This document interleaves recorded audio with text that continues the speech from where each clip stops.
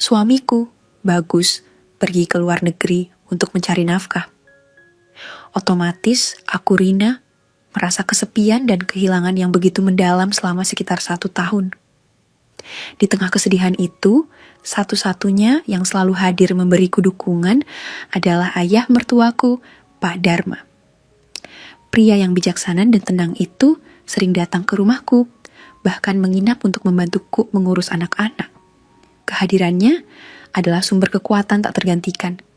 Namun, seiring waktu, batas antara kami mulai menipis. Kami tidak hanya berbicara tentang Bagus, tapi juga tentang hidup, impian, dan kenangan. Suatu malam, setelah anak-anak tidur, ia memelukku. Itu dimulai sebagai pelukan yang menenangkan, tetapi lambat laun berubah menjadi hangat, terlalu hangat. Kami tahu ini salah, kami harus menjaga batas yang jelas.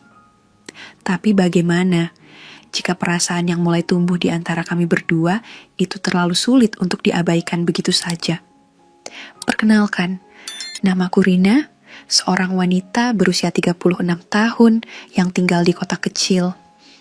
Cerita ini bermula ketika suamiku, Bagus, memutuskan untuk mengadu nasib menjadi TKI untuk bisa merubah perekonomian keluarga menjadi lebih baik lagi. Bagus adalah putra sulung dari Pak Dharma, ayah mertuaku yang berusia 51 tahun. Pak Dharma adalah seorang pria yang bijaksana dan tenang, yang selalu menjadi panutan bagi keluarganya. Setelah keberangkatan suamiku ke luar negeri itu, sekitar 1 tahunan, otomatis aku merasa kesepian dan kehilangan yang begitu mendalam. Di tengah kesedihanku itu, Pak Dharma selalu hadir memberikan dukungannya untukku. Dia sering datang ke rumahku, bahkan sesekali juga menginap untuk membantu mengurus anak-anak, memperbaiki hal-hal kecil, atau sekadar menemani kami makan malam. Kehadirannya menjadi sumber kekuatan yang tak tergantikan. Satu hari, kami sedang berbincang di teras rumah sambil menikmati kopi pagi. Bapak mertuaku yang biasanya tenang dan serius, pagi itu dia mulai membuka diri. Dia membicarakan perihal betapa sulitnya tinggal berjauhan dengan suamiku, bukan hanya sebagai anak, tetapi juga sebagai teman dan pendamping hidup keluarga. Aku merasa bahwa di balik sikapnya yang tegar, ada kesedihan yang mendalam. Rina, kamu tahukah bahwasanya Bapak juga sangat merindukan Bagus? Dia bukan hanya anakku, tapi juga sahabatku, katanya sambil menatap jauh ke depan. Aku mengangguk dan menjawabnya. Saya juga merindukannya, Pak. Kadang-kadang saya merasa hidup ini begitu berat tanpa dia. Pak Dharma terlihat tersenyum pahit. Kita harus terus berjalan. Meskipun sulit, kamu masih punya banyak waktu untuk bahagia, Rina. Jangan biarkan kesedihan ini menguasai hidupmu, ucap bapak mertuaku, berusaha memberikan penyemangat hidup padaku. Kata-katanya selalu memberikan semangat padaku. Akan tetapi, seiring berjalannya waktu, ada sesuatu yang mulai berubah di antara kami berdua. Aku dan bapak mertuaku menjadi semakin sering berbincang-bincang tentang banyak hal. Tidak hanya tentang suamiku, tetapi juga tentang kehidupan, tentang impian, dan juga kenangan masa lalu. Ada kalanya kami berdua tertawa bersama di saat mengenang masa-masa indah saat suamiku masih belum pergi ke luar negeri. Tapi ada juga saat-saat ketika pembicaraan kami berdua itu berubah menjadi serius dan mendalam. Suatu malam, setelah anak-anak tertidur pulas, kami berdua tengah duduk bersama di ruang tamu. Bapak mertuaku menceritakan pengalamannya ketika menjalani hidup sebagai seorang duda setelah istrinya meninggal. Dia berbicara tentang kesepiannya dan bagaimana dia selalu berusaha untuk kuat demi anak-anaknya. Pak, saya kagum dengan kekuatan Bapak. Saya tidak tahu apakah saya bisa sekuat itu, ujarku dengan suara pelan.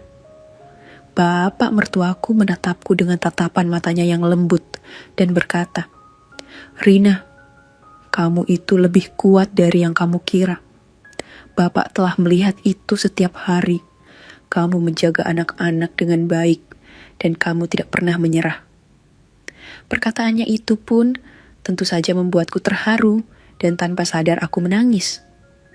Melihat itu, bapak mertuaku kemudian mendekat dan memelukku. Sebuah pelukan yang awalnya menenangkan, akan tetapi lambat laun semakin menghangatkan jiwa. Kami berdua dalam kondisi itu cukup lama. Hingga akhirnya, aku menyadari bahwasanya hal itu tidak seharusnya terjadi. Sehingga dengan perlahan aku pun menjauhkan diri dari bapak mertuaku. Setelah kejadian itu, kami berdua merasa sedikit canggung. Kami sama-sama tahu bahwa perasaan yang mulai tumbuh di antara kami berdua ini adalah sesuatu yang salah. Karena Pak Dharma sebagai bapak mertuaku dan aku sebagai menantunya seharusnya menjaga batas yang sudah jelas itu. Akan tetapi, perasaan yang hadir di antara kami berdua itu memang cukup sulit untuk diabaikan begitu saja. Pagi itu, aku diantar bapak mertuaku pergi ke pasar dengan motornya. Sejujurnya, selama aku diantar bapak mertuaku itu, aku tidak berpikiran yang aneh-aneh. "Rina yang semangat ya," ucap bapak mertuaku saat di perjalanan itu. Iya pak, saya akan tetap semangat kok," sahutku. "Hehe, iya gitu Rina. Bapak jadi senang melihatnya," sahut bapak mertuaku. "Makasih ya pak, berkat bapak, semua pekerjaan Rina jadi banyak terbantu." "Ah, Rina bisa saja. Lagian, siapa lagi yang bisa bantu kamu selain bapak yang ganteng ini?" Ucap bapak mertuaku mencoba bercanda. Aku pun menanggapinya dengan tertawa lirih. Selama perjalanan menuju ke pasar itu, banyak jalanan berlubang yang membuat bapak mertuaku harus mengerem motornya dengan mendadak. Sehingga, seringkali aku pun jadi mepet pada bapak mertuaku itu. Tak ayal, aku yang sudah cukup lama tidak bersama suami pun menjadi berpikir yang tidak karuan arahnya. Ketika bapak mertuaku mendapati yang begitu itu, aku lihat dia seperti terdiam sehingga membuatku bertanya karena penasaran. "Bapak kok tiba-tiba diam?" tanyaku membuyarkan lamunannya. Enggak kok. Bapak lagi fokus bawa motor saja," sahut bapak mertuaku seperti menyembunyikan sesuatu. Hari-hari pun terus berlalu, dan harus aku akui, dari kebiasaan bertemu dan bersama dengan bapak mertuaku itu hampir setiap harinya. Entah mengapa mulai hadir perasaan yang berbeda pada diriku pada bapak mertuaku itu. Mikir apa aku ini? Dia kan bapak mertuaku. Gumamku berusaha menepis pikiranku itu. Tetapi yang namanya kesempatan pasti ada saja jalannya. Sampai suatu ketika, saat aku selesai mandi dan hendak menuju ke kamarku, tampak bapak mertuaku yang sedang kebingungan di depan DVD player. "Kenapa, Pak?" tanyaku ketika menghampirinya. "Ini Rina, Bapak lagi cari-cari lagu kenangan kok tidak ketemu. Tolong carikan ya, Bapak mau mandi dulu," ujarnya sambil beranjak menuju ke kamar mandi. "Iya, Pak," jawabku. Bapak mertuaku memang gemar sekali dengan lagu-lagu kenangan. Akan tetapi, pada saat aku mulai mencari DVD lagu kenangan itu, mendadak terbesit pikiranku yang ganjil. Selesai menyiapkan DVD lagu kenangan itu, aku beranjak ke kamarku untuk mengambil DVD koleksi suamiku yang tidak ada thumbnailnya. Sehingga pastinya bapak mertuaku itu tidak akan curiga kalau DVD koleksi suamiku itu bukanlah DVD yang berisi lagu kenangan. Aku pun senyum-senyum sendiri ketika membayangkan bagaimana reaksi bapak mertuaku setelah menyaksikannya nanti. Setelah itu, aku pun pergi ke kamarku untuk melanjutkan berdandan. Ketika malam sudah menjelang di mana anak-anak sudah pada tertidur pulas dan aku sedang berada di kamar menonton keseruan-keseruan yang ada di TikTok, mendadak aku menerima pesan WA dari bapak mertuaku yang memintaku menemuinya di ruang keluarga. di mana tempat bapak mertuaku itu sedang menikmati alunan lagu-lagu kenangan kesukaannya. Tanpa menunggu lama, aku pun bergegas menemuinya. Obrolan ringan pun berlangsung di antara kami berdua. Mulai dari bapak mertuaku yang menanyakan apakah anak-anak sudah tidur, dan pada akhirnya bapak mertuaku pun bertanya, "Rina, DVD apakah yang tidak ada thumbnailnya itu?" Tanya bapak mertuaku mulai menyelidik. Spontan saja aku pun menjadi berpikiran yang aneh-aneh, karena sepertinya bapak mertuaku telah memutar DVD yang sengaja aku satukan dengan lagu-lagu kenangan itu. Dalam hati aku pun tersenyum senang, akan tetapi aku tetap bersikap biasa-biasa saja. "Maaf Pak, Rina tidak tahu kalau..." ucapku berpura-pura. "Maaf Pak, saya ke kamar dulu ya," lanjutku seraya aku hendak pergi dari hadapannya. Namun, mendadak, bapak mertuaku menarik tanganku, seolah tak ingin aku pergi dari hadapannya. "Rina, tunggu," ujarnya. Mendadak mata bapak mertuaku terlihat berkaca-kaca. "Rina," ucapnya sambil menepuk bahuku dengan pelan. "Kenapa Pak?" tanyaku masih saja berpura-pura. "Kamu sengaja kan menaruh DVD itu?" ucap bapak mertuaku sambil terus menitikkan air matanya. Seketika itu aku pun terkejut. "Maafin Rina, Pak. Itu aku lakukan karena aku mengharapkan sesuatu dari Bapak," ucapku dengan jujur. Bapak mertuaku terdiam sejenak saat mendengar penuturanku itu. Tangisannya pun terhenti dan dengan segera aku mendekatinya. Tanpa bertanya-tanya lagi, bapak mertuaku pun mengerti apa yang seharusnya dia kerjakan. Karena memang sudah sejak lama perasaan kami berdua itu bersemayam. Sehingga di malam itulah aku dengan bapak mertuaku pun menumpahkannya. Malam itu, aku sungguh tidak menyangka kalau ternyata bapak mertuaku yang sudah tidak muda lagi, itu masih kuat. Malam itu, aku dan bapak mertuaku pun sama-sama mendapatkan kebahagiaan yang sudah sekian lama tidak kami dapatkan. "Bapak, seperti mimpi saja saat ini. Rina," ucap bapak mertuaku sambil tersenyum bahagia. "Sama Pak, Rina juga kayak gitu," sahutku dengan tersenyum manis. "Tapi apa kamu yakin sama perasaan kamu itu, Rina?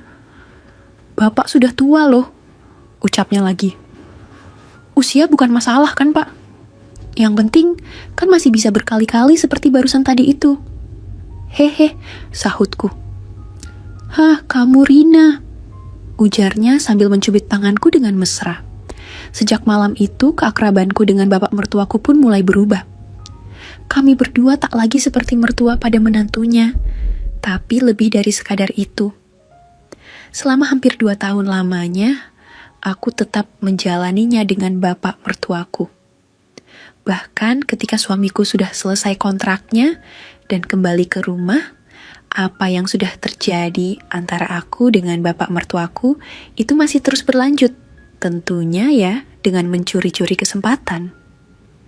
Kisahku adalah sebuah tragedi yang lahir dari kesepian dan kelemahan batin. Ini bermula dari sebuah lubang kosong yang ditinggalkan oleh suamiku, Bagus, yang pergi demi menukar nasib ekonomi. Ironisnya, kekosongan itu diisi oleh pria yang paling kusegani, ayah mertuaku, Pak Dharma. Ia hadir sebagai kekuatan, sebagai sandaran, tetapi kami berdua gagal menjaga batas suci yang seharusnya tak terlanggar. Malam itu, saat pelukan menenangkan berubah menjadi kehangatan yang terlalu lama, kami berdua seharusnya mundur. Kami sama-sama menyadari perasaan yang tumbuh ini salah. Namun, alih-alih menghentikannya, kami justru mencari pembenaran. Aku dengan sengaja menaruh DVD koleksi terlarang suamiku dan Pak Dharma, dengan tangisan air mata yang berubah menjadi pemahaman tanpa kata. Pesan yang paling perih dari kisah ini adalah tentang konsekuensi memilih kenyamanan instan di atas kehormatan abadi. Kebahagiaan yang kami temukan di malam itu, kebahagiaan yang terus berlanjut secara sembunyi-sembunyi selama hampir 2 tahun, bahkan setelah suamiku kembali, adalah kebahagiaan palsu. Kesepian adalah penyakit berbahaya. Ia membuat kita mencari uluran tangan, dan jika uluran tangan itu datang dari tempat yang salah, maka seluruh fondasi keluarga akan runtuh. Jangan biarkan kebutuhan emosional yang tidak terpenuhi menjadi alasan untuk menghancurkan ikatan yang telah dibangun. Jaga batas, hargai janji, karena sekali kehormatan itu terenggut, selamanya kau akan hidup dalam bayangan pengkhianatan yang tak berkesudahan. Jika kamu berada di posisi Rina, apa yang akan kamu lakukan untuk mengatasi kesepian itu? Atau, jika kamu adalah Bagus, bagaimana reaksimu jika mengetahui pengkhianatan ini? Tuliskan pandanganmu dengan bijak di kolom komentar di bawah. Jangan sampai ketinggalan kisah-kisah penuh intrik dan pelajaran hidup lainnya. Klik tombol subscribe dan aktifkan lonceng notifikasi agar kamu selalu menjadi yang pertama mendengarkan cerita-cerita baru dari kami. Terima kasih telah menyimak kisah ini sampai tuntas. Sampai jumpa di kisah selanjutnya.